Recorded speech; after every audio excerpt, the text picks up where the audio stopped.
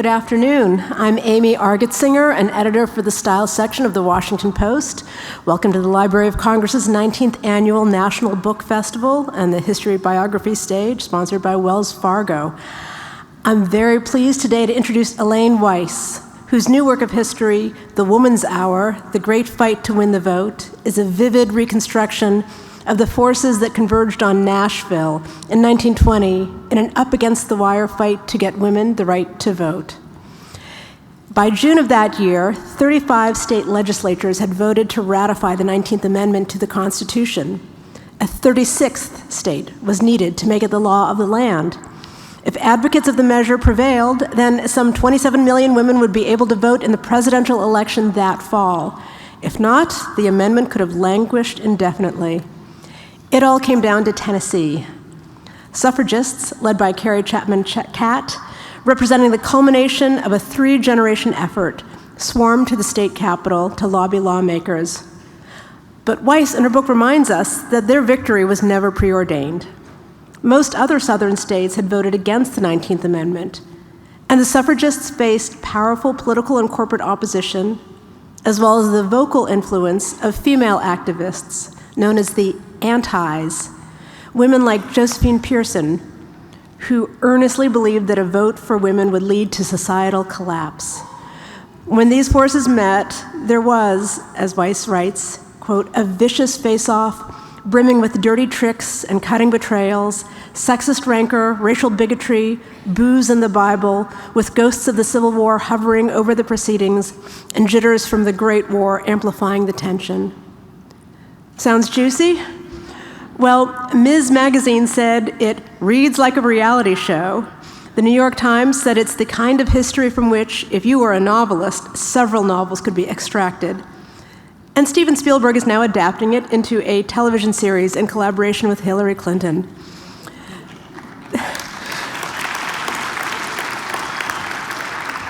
The Woman's Hour also won the American Bar Association's Silver Gavel Award for furthering the American public's understanding of the law. Elaine Weiss is an award-winning journalist who has published in The Atlantic, Harper's, The New York Times, and the Christian Science Monitor. Her first book was Fruits of Victory, The Woman's Land Army in the Great War. She lives in Baltimore. She has 2 grown children and an astrophysicist husband. She kayaks on the Chesapeake Bay, and she votes. She'll be taking your questions after her presentation. She'll also be signing her books down in the book signing area in line number 9 from 4:30 to 5:30, but I hope you all people are the responsible ones for her book having sold out downstairs, so just be warned. Elaine Weiss.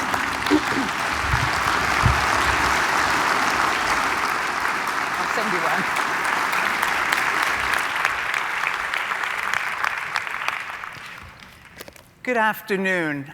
It's a real pleasure to be with you here today. This is a special event because it's a wonderful celebration of not just books and authors, but it's a celebration of readers, and that is extremely important. You know, reading is a very private experience. You sit with the world that the author has created for you. You interact with it in your own way, either on the page or in your earbuds. And writing is also a solitary experience. And we sit alone. It's a lonely endeavor very often. And we wrestle with our material, and we wonder who our readers will be. And when we can combine those, the private and the private reader, the solitary writer, into a community event like this, a national book festival, that's really quite special. It's also special for me because our sponsor, our host today, is the Library of Congress. And the Library of Congress is the essential source for anyone writing about history of our nation, but also especially about the women's suffrage movement, which I write about in The Woman's Hour. It's the most comprehensive and the most compelling collection in the nation. And both the historical arc of the movement and the nitty-gritty details are preserved and made accessible at the library. And you can see many of these treasures right now at a wonderful exhibit that is open there called Shall Not Be Denied, which is the language of the 19th Amendment. And it'll be up for the next year. It's really quite wonderful, and you'll get a whole new appreciation for what these women did. I think we'll be hearing a lot about the centennial of the 19th Amendment as we enter into the centennial year. 2020 will be that year. And I want to give you some sense of why we should be excited about the centennial, why it's important, what we can learn from it, and why it speaks powerfully to events today. Now, I wrote The Woman's Hour. Let's see, I'm going to try that. I wrote The Woman's Hour because I am a voter. My parents raised me to vote. I've raised my children to vote in every election. And I realized at one point that I did not know how I, as an American woman, had obtained the right to vote. I knew that at one point in our history, women could not vote under the Constitution, and then they could. And I didn't know when that happened or how that happened. And I asked some of my friends who are quite well-educated women and men, and I said, do you know how American women won the vote? And they looked kind of blankly at me and said, Seneca Falls. Well, I knew that there was work to be done. And I was really confounded about how this extremely important social and political movement, representing the largest expansion of democracy in our nation's history, and actually in world history, how can it be lost to memory? How could we not know how this happened? And so I decided to fill that void. So I tell the story of the suffrage movement by taking the reader to Nashville, Tennessee in the summer of 1920 for the final battle to secure the 19th Amendment to the Constitution. And I was initially drawn to the story about what happened in Nashville because it was such a great front story. It was dramatic. It was so filled with vivid, complex characters and twisty plot turns.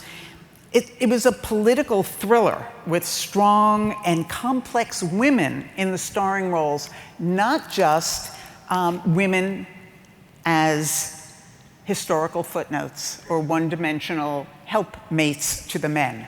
Here were women activists, women savvy politicians, women philosophers. So I found that it was a tale of suspense with double crosses and dubious motives and many betrayals. And if I've done my job, you'll forget that you know how it turns out. But I quickly realized in looking at the story that contained within what happened in Nashville was the whole panorama of the women's suffrage movement, its personalities, its ideas, its conflicts, its contradictions. And I could pull back the lens and tell the broader story of suffrage through what was happening in Tennessee. So what I found was a great, rollicking, bare-knuckled political tale. It's a book about political power and political will, very appropriate for the city I'm speaking in right now, about racial and gender politics, about states' rights, about women's rights, and about democracy and our nation's ambivalence about true democracy. So it's the story about how American women's demand for the vote, once considered radical, crazy, subversive, impossible, was slowly and methodically and at great cost transformed into constitutional law. So the Woman's Hour is the story of the 19th Amendment, giving the vote to half of the citizens of the United States, who were not included when the Founding Fathers constructed their government supposedly by the people. The 19th Amendment wasn't just a legal change. It wasn't just a constitutional change. It wasn't even just an electoral law change. It didn't just double the national electorate. It didn't just make women full citizens for the very first time. It marked a societal change, a cultural shift about the rights and the role of women in society. And of course, we know that change is still ongoing. The fight for women's suffrage is one of the defining civil rights struggles in our nation's history. And it's one that cuts to the heart of what democracy means. Who gets to have a voice in our government? Who gets to participate? And when we say we the people, do we really mean everyone? And of course, we're asking that question again right now. Now, if you're like me, you've probably had only a rather fuzzy idea of how American women won the vote. And that active verb is really important. We were not given the vote. We were not granted the vote. It had to be fought for, bitterly, and over an extended amount of time. And again, that fuzzy idea that I held, and you may too, was a bunch of women gathered together in upstate New York in a place called Seneca Falls. And it's in the horse and buggy days, and they're wearing picturesque bonnets. And they call for the vote, and then fast forward, and there's some picket signs, and then poof, American men see the light and grant the vote to their wives, mothers, sisters, and daughters.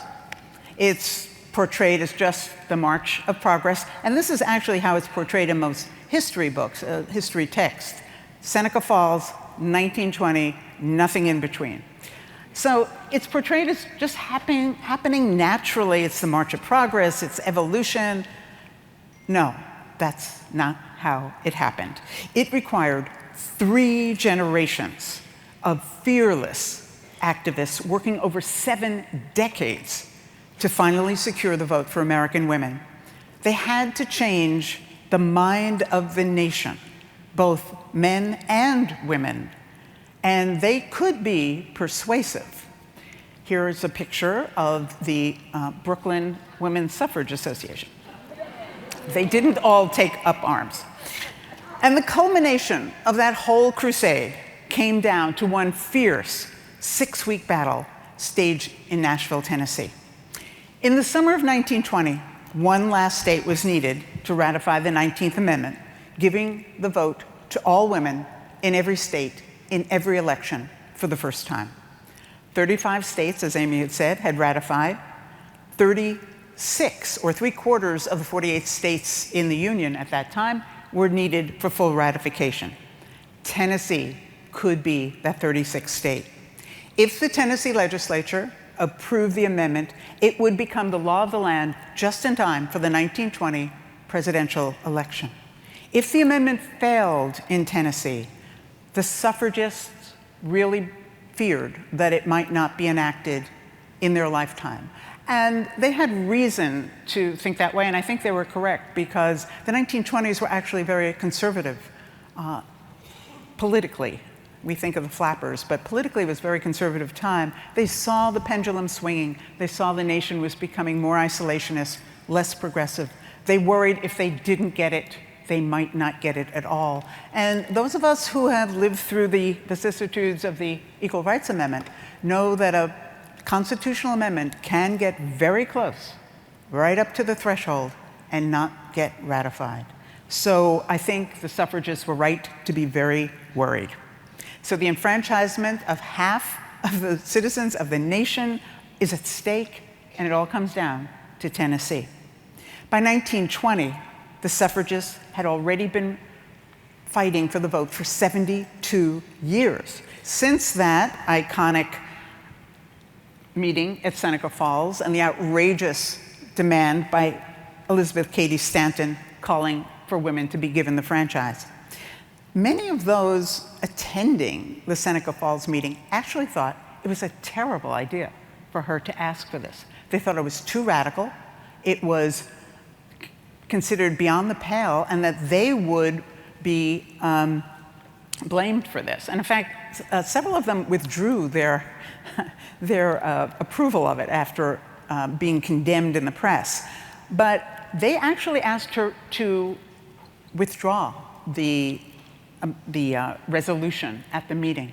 But there was a young man in the audience. He had driven his buggy 50 miles from his home in Rochester to attend the meeting. And he stood up and he said, "No, you must demand the vote."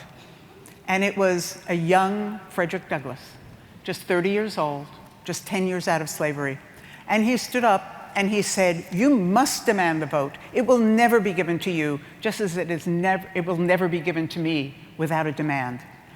And he persuaded the very reluctant other participants at the Seneca Falls meeting to approve Stanton's resolution asking for enfranchisement. Since that meeting in Seneca Falls, women, tens of thousands of women, had been fighting for the vote in over 900 state, local, and national campaigns. They traveled hundreds of thousands of miles to do, as Susan Anthony described it, organize, educate, and agitate in tiny towns and big cities across the country. And we see they begin in horse and buggy, and by the end of the movement, they're in cars. They had to change hearts and minds in the hinterland about women's role in society before they could even think of trying to change the law. And it was a stupendous feat of organization when you think of it. It's grassroots. This is popping up in cities and towns across the country. And when the movement begins, passenger rail travel is really in its infancy. The telegraph has just been invented. There's no typewriter, there's no telephone, and even in 1920, when my book takes place, radio is not in use yet. And one young woman read in my publisher's office, read an early draft of the book, and she went to my editor and she said, "Wow, I can't believe these women were able to organize like this without Facebook." But they did. They held meetings, and they held rallies, and they marched, which was not considered proper for women to do. And here are some great marching pictures. They didn't wear pink pussy hats, but they did wear their marching uniforms, white dresses with yellow sashes. And when you see members of Congress, nominees for a high electoral position wearing white, it is in honor of the suffragists who wore white in their demonstrations. You know, the first national suffrage parade was held here in Washington in March of 1913, on the eve of Woodrow Wilson's inauguration. There's a wonderful book about that by Rebecca Roberts that I recommend to you. And it was a grand procession of 8,000 women, 26 floats, bands, and women on horseback. And here's again the program from that, which is in the Library of Congress, by the way. Ida B. Wells attended this march, and she represented Illinois suffragists and her Alpha Suffrage Club, and she famously refused, here's pictures of the march here in Washington, she refused to march at the back of the processional where it was suggested that black women march. And she famously cut in and marched with her suffrage sisters from Illinois, and they did welcome her into the line with them.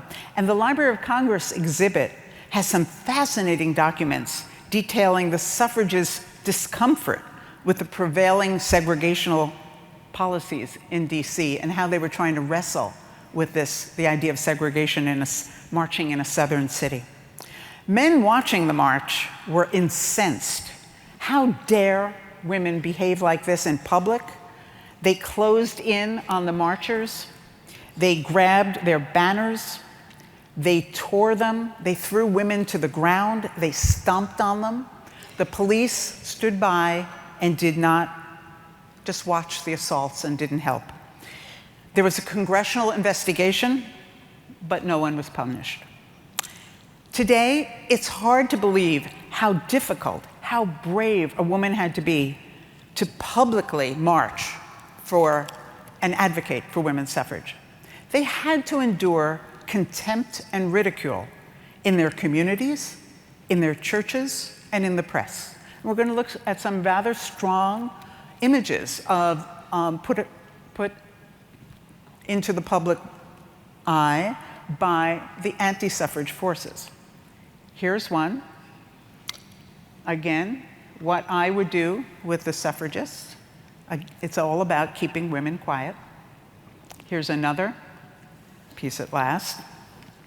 They were pelted with rotten eggs and spoiled vegetables. In fact, Susan Anthony used to say she could measure the progress of the movement by the projectiles that were being thrown at her. So when it was just regular eggs and no longer rotten eggs, that was progress. They were attacked by mobs of angry men. They were denounced as radicals, perverts, traitors, anarchists, bad wives and mothers, of course, even Bolsheviks. And here you see a very typical anti-suffrage. This would have been for a state referendum. Now, states have the power to enfranchise their citizens. States are in control of elections. And so here you see, this was a referendum. Which do you prefer, the home or the street corner for women? So you can be a loving mother, or you can be a crazed protester for the vote. They were derided as unattractive. Here you go, down with men, husbands for old maids, unsexed she-men. Why would an attractive woman want the vote? She should have a man who will vote for her. The men who supported them were belittled as Mabels and Nancys. Guess which one is supposed to be the suffragist? Again, what would happen when women vote? Mom would be reading the sporting news and smoking cigars, while Dad was going to have to sew his own clothes from his wife's discarded skirts and hold the screaming baby. This is a continuing motif, holding the screaming baby. Here we have another one. This is Election Day. Again, it was portrayed that women, if they had the vote, were going to abandon their families. And they might even want to go to work. And that was dangerous. Clearly, suffragists were frightening. The idea of women having equal political rights, having a voice, and perhaps wanting more was dangerous. Here's another one. This is called Washing Day. This is from the Library of Congress collection. Many of these images, by the way, are from the Library of Congress. And here's Mom in her spats, kind of overseeing her husband doing the wash. This is considered really outrageous. Again, they weren't subtle about what they feared. What will men wear when women wear the pants? Do we see a theme emerging here? And finally, my favorite, Bed of Trouble, which I think is self-explanatory. In their quest for equal citizenship, the women of the suffrage movement employed a wide variety of stratagems and methods.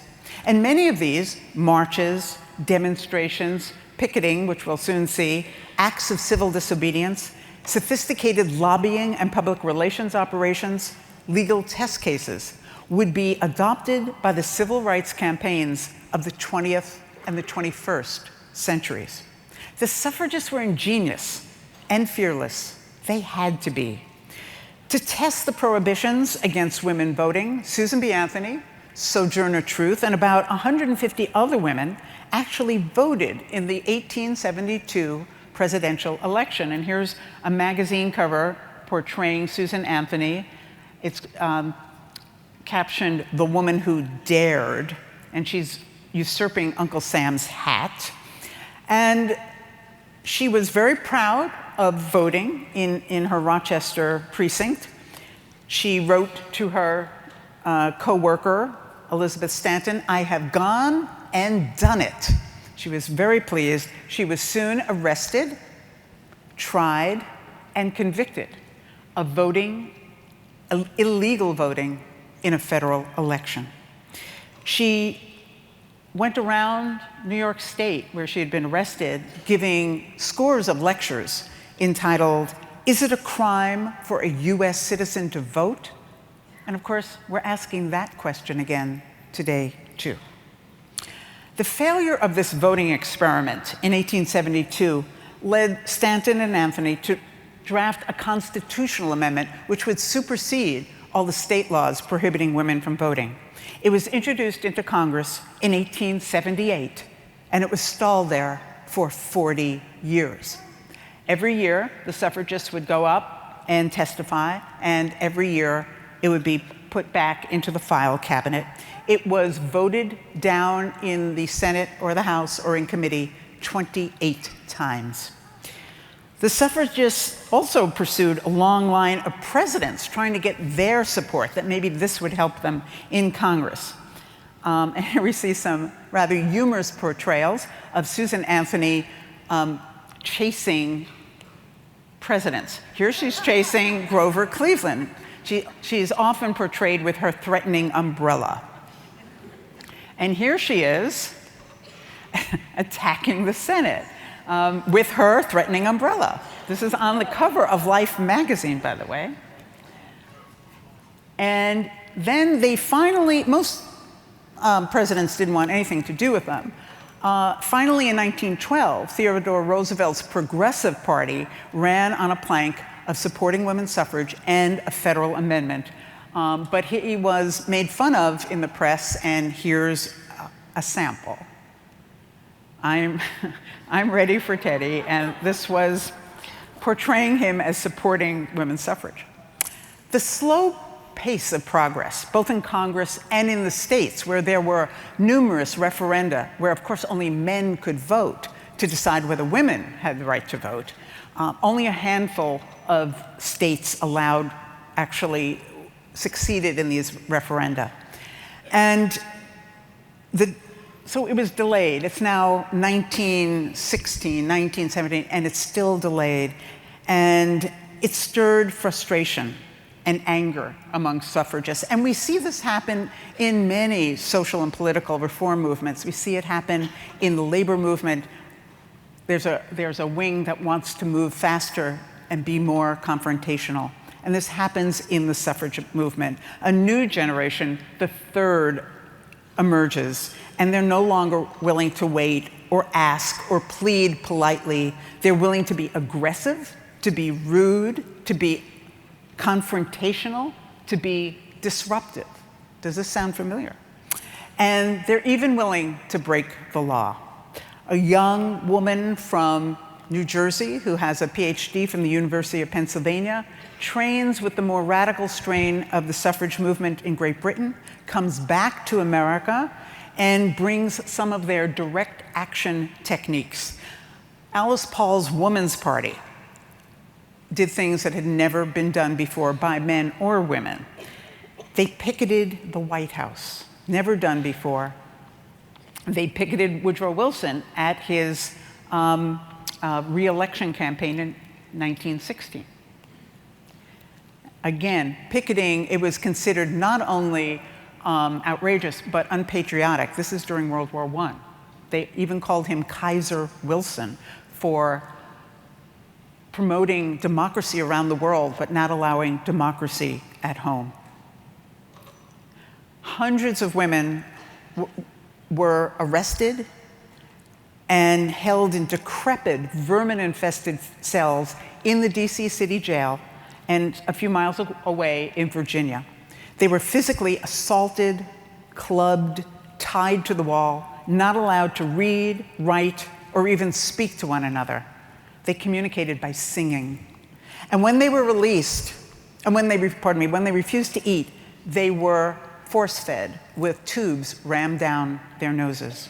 When they were released, they toured the country in their in facsimiles of their prison uniforms, and this was the prison special. They were in Pullman cars, and they went across the country and back again, holding rallies and meetings and saying, we are your mothers, we are your sisters, we have been imprisoned for asking for the right to vote. Finally, in 1919, after World War I was over and American women had served their country in ways that were very unusual and never been attempted by women before, Congress finally sent the federal amendment to the states for ratification. So 6 months later, in the summer of 1920, the amendment was on the cusp of victory or possibly defeat, because Tennessee was a very dangerous place to be staking everything, to be staging this definitive battle for women's suffrage, because nearly all the other southern states had already rejected the 19th Amendment. They refused to ratify, and all on with the same rationale. They did not want black women to vote. So the suffragists knew they faced an uphill battle in Tennessee, but they had no choice. Tennessee was their last best chance. So the campaign generals arrive in Tennessee. Here we go. This is Carrie Chapman Catt, comes down from New York. She's the president of the National American Women's Association, the largest mainstream suffrage group, almost 2 million women and men affiliated with it. She's Susan Anthony's protege. She's known as the chief. She's a master strategist. She comes down from New York to run the association's strategy in Nashville. Also joining her, arriving on the same night, in fact, Sue White, a young Tennessee, ambitious young woman who is sent by Alice Paul to run the Woman's Party campaign for ratification. So now we have two different women's groups with the same goal, but not working together. In fact, their headquarters are in the same hotel, but they're not working together. Also arriving, Josephine Pearson, leader of the Tennessee anti-suffragists, who comes to defend her state from what she calls the feminist peril. There were powerful forces working against ratification in Tennessee, political, corporate, and ideological foes, each with their own reason for opposing the amendment. Politicians who feared this untested new voting bloc. 27 million women would be eligible to the vote, and no one knew how they would vote. Clergymen who tended to be against women's suffrage, some supported, but many did not, thinking that this went against the plan of God because he had made, or she had made, Adam to be dominant over Eve, and they used biblical language to fight against the amendment. Corporations are in Nashville fighting because they think women voting will be bad for their bottom line. But the most passionate foes of the 19th Amendment turned out to be women. That women might oppose their own enfranchisement was actually quite shocking to me at first. But these anti-suffragists, some of whom were social and religious conservatives, really feared that suffrage would bring about a profound and unhealthy shift in gender roles. It would endanger the American home, we saw some of those, and it would bring about what they called the moral collapse of the nation. Here is an anti-suffrage broadside, America When Feminized. So it would alter private life as well as public life. And this is really important to realize the passion of the opposition. It really was what we have to understand. It wasn't, the debate over women's suffrage was not just a political debate. It was also a social and a cultural, and for some, a moral debate about the role of women in society. And it really is a precursor to what we call the culture wars. So all sides confront one another in Nashville, and it gets wild. There's bribes and booze and propaganda and blackmail, conspiracies and kidnappings, fistfights, betrayal, courage. The newspapers call it Suffrage Armageddon. The outcome remains in doubt until the very last moment. And I don't want to spoil it for you, but it does come down to a single vote of conscience from the youngest member of the Tennessee legislature, who receives a letter from his mother. Now, all this took place just about a century ago, 99 years now. But I think you'll find that The Woman's Hour is a book of history with surprising and perhaps even unnerving modern themes. It helps explain where we've been, but also where we are right now. It deals with topics that dominate our headlines today: voting rights and voter suppression, women's rights, inequality, dark money in politics, the role of religion in public policy, and racism. Because the history of suffrage in America is inevitably a story about race. In Nashville, there are cries of white supremacy and states' rights. The Ku Klux Klan is invoked as a dog whistle, and the Confederate flag is flown in defiance. Here's the opening ceremonies for the anti-suffrage headquarters in the Hermitage Hotel with the Confederate battle flag. Now, I wrote this book before the 2016 presidential election. But this story of the suffragists' long fight for democracy and the final battle in Nashville has taken on layers of meaning that I could not have anticipated. This history of citizens fighting for their rights enters a new dimension as rights assumed to be secure: voting rights, citizenship rights, press freedom, women's rights appear to be endangered once again. And this history of women political activists and leaders resonates as an historic number of women run for public office, and an historic number are now serving in Congress, 131, and each of them have received a copy of the book.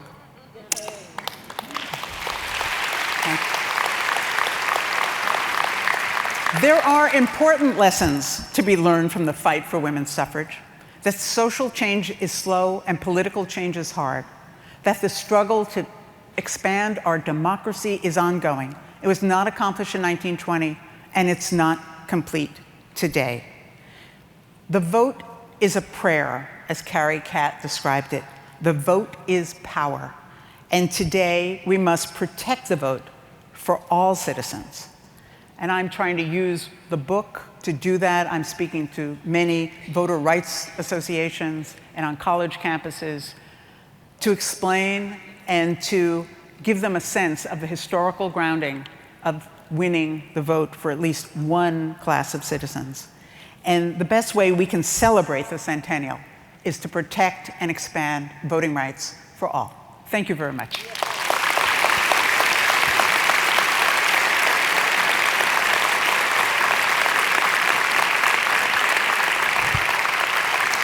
Questions? Are there any questions? Yes. Could I ask, what was, how would you describe how the intersections with the women's rights movement at the time, and also the labor movement, and also the civil rights movement, how women who were involved in all three, because of either their skin color or their economic class, how were they, because they were extra marginalized, and oftentimes women working was used as an insult? Well, I mean, the suffrage movement involved millions of women, from upper-class women to working women to impoverished women, married women, single women, black, white, Chicano, Native American. Union women were involved, factory women were involved. So you're going to get an intersection of all kinds of political movements, social movements in represented among those women. So I think that's the only way I can really answer it. It's really a great and broad question, but it probably is a thesis to answer the whole thing. But they were involved in many, again, individual women involved in many things. The suffrage movement tried to focus on just gaining the vote. Ms. Weiss, thank you so much for your very important book, and it brings such an important issue like winning the vote for women to all of the people in the United States. It was very interesting to read about the split between the suffragists and going into two different parties. And so I have to ask you, if you could get in a time machine and go back to 1919, 1920, would you have fallen in line with Alice Paul and the Women's Party, or would you have lined up with Carrie Chapman Catt, and why? Well, I asked that as one of the book discussion questions in the back of the paperback edition.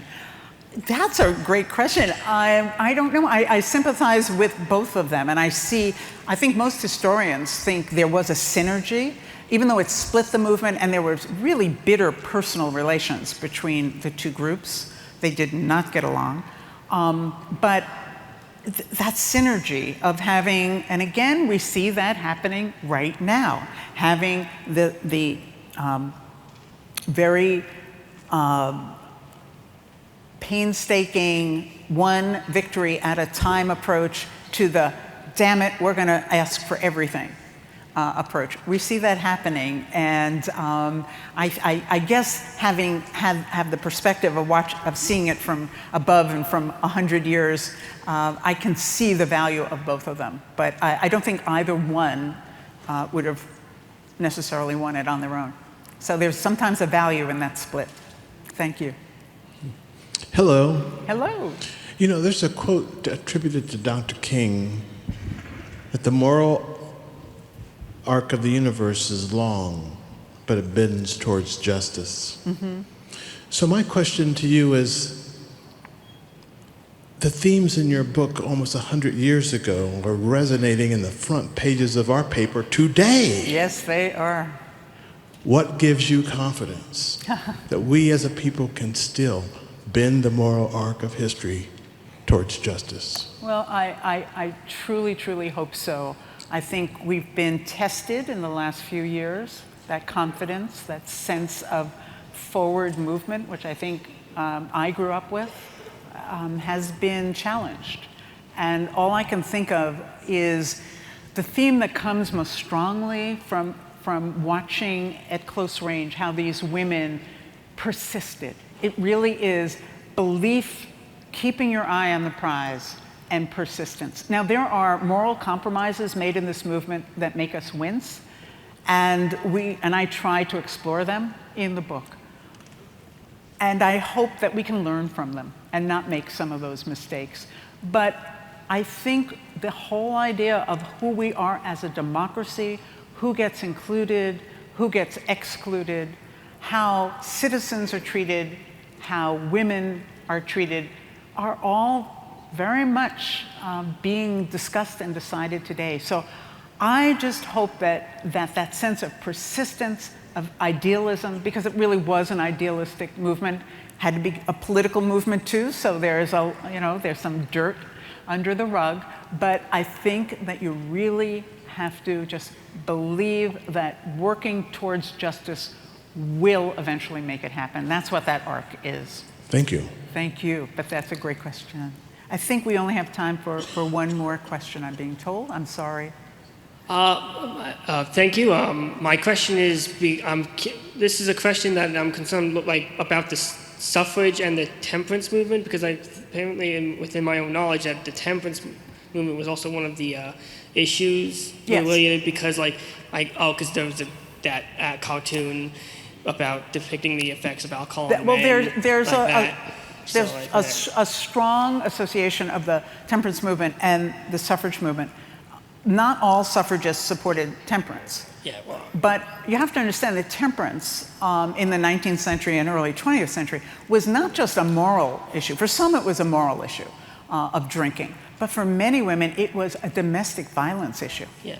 That they had no recourse, legal recourse, criminal justice recourse to protect themselves against abusive men in their lives. And so prohibition and temperance becomes one of the tools they use.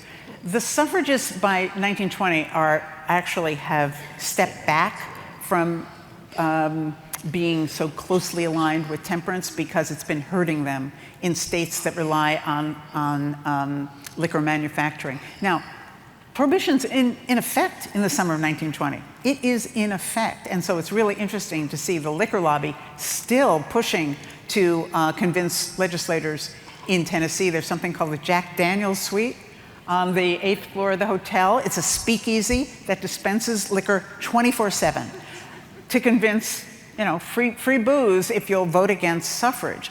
And why are they even doing it? It's 1920. Prohibition is in effect. Well, it's to try to, if they can keep women away from the ballot longer, prohibition won't be enforced as stringently. So it's a very interesting symbiotic and then a split with the temperance movement. But yeah, there was certainly a historic association. Thank you so very much.